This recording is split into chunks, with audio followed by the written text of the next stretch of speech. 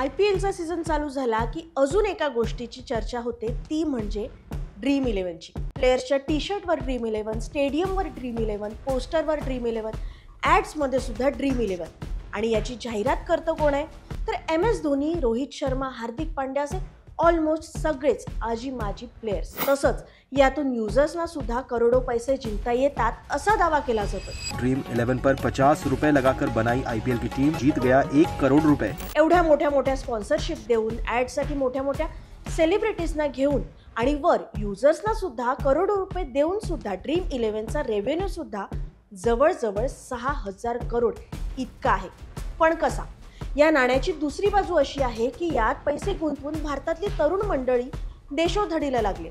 अशा या लीगल जुगार असलेल्या ड्रीम इलेव्हनची डार्क साईड आपण आता पाहू.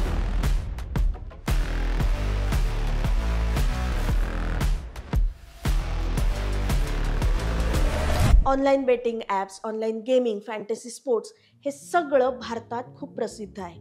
आणि IPL आलं की अशा सगळ्या ॲप्सना चेवच येतो.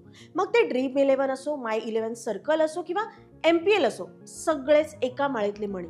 पण आज स्पेशली आपण ड्रीम इलेव्हन बद्दल बोलणार आहोत, जो एक मोठा स्कॅम आहे. सगळ्यात आधी तर अर्ध्या लोकांना तर ड्रीम इलेव्हन नक्की काय आहे हे सुद्धा माहीत नसेल.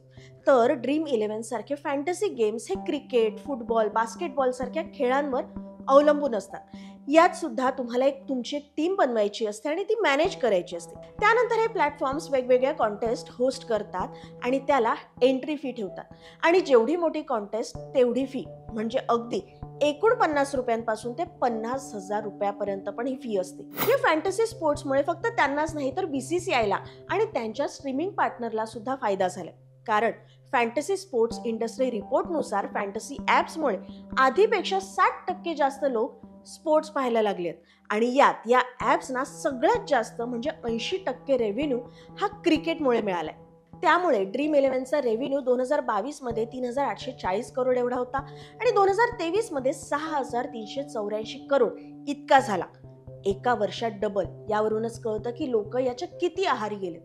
एखादा माणूस यात पैसे गुंतवताना 40 ते 50 रुपयेच गुंतवतो आणि आपली टीम बनवतो, पण असे 40 ते 50 रुपये करोड लोक गुंतवतात, तेही रोज. कधीतरी आपल्याला पण 2 करोड नाही पण निदान 2,000, 2 लाख तरी मिळतील या आशेपोटी.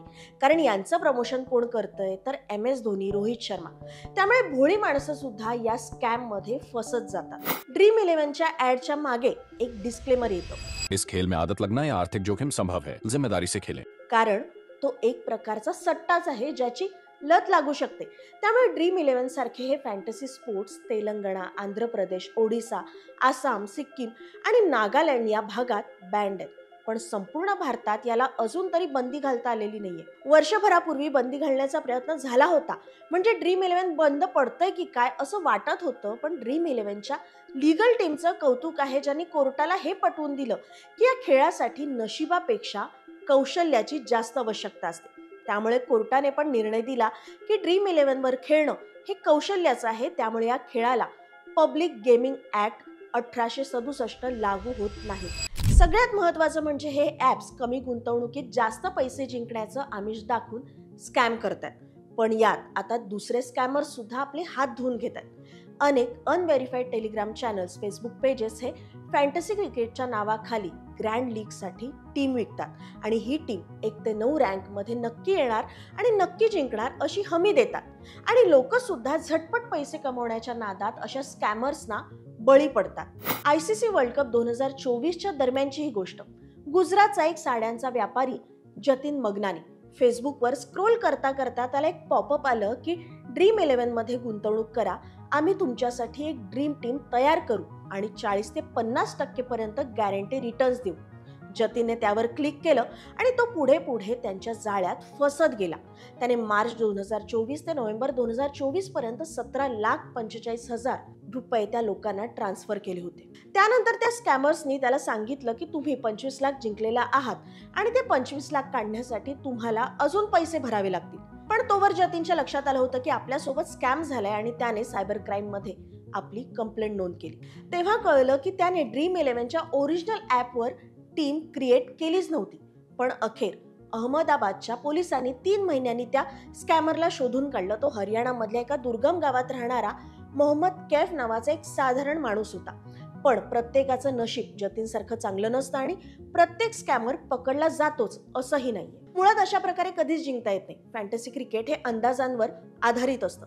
कोणताही एक्सपर्ट तुम्हाला 100% जिंकण्याची खात्री देऊच शकत नाही, कारण प्रत्येक मॅच ही अनप्रेडिक्टेबल असते. प्लेयर्सच्या त्या खेळण्यावर अनेक गोष्टी अवलंबून असतात, जसं की पिच, हवामान, त्यांचा फॉर्म आणि सगळ्यात महत्त्वाचं म्हणजे या स्कॅम्समुळे प्रत्येकाच्या टीममध्ये तेच प्लेयर्स असू शकतात. त्यामुळे कॉन्टेस्टचा रिझल्ट हा काहीही येऊ शकतो. आता यातून सुटका कशी? तर ऑनलाईन गेमिंगच्या अशा स्कॅम्ससाठी वेगळा असा कायदा नाहीये, पण हे सगळे स्कॅम्स सायबर क्राईमच्याच अंडर येतात.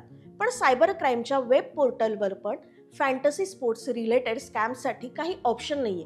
त्यामुळे तुम्ही लोकल सायबर क्राईम पोलीस स्टेशनमध्ये जाऊन आपली कंप्लेंट रजिस्टर करू शकता. पण मुळात या सगळ्या फंद्यात पडूच नका. अशा फॅन्टसी ॲपमध्ये भारतातली तरुण मंडळी अडकली गेली आहेत. पैसे मिळवण्याच्या हव्यासापोटी अधिकाधिक पैसे गुंतवतात आणि फसत जातात, ज्यातून डिप्रेशन येतं, गुन्हे घडतात, जवळजवळ फ्युचरच खराब होतं. त्यापेक्षा ही हुशारी चांगल्या गोष्टीत वापरली तर आपलंच भलं नाही का?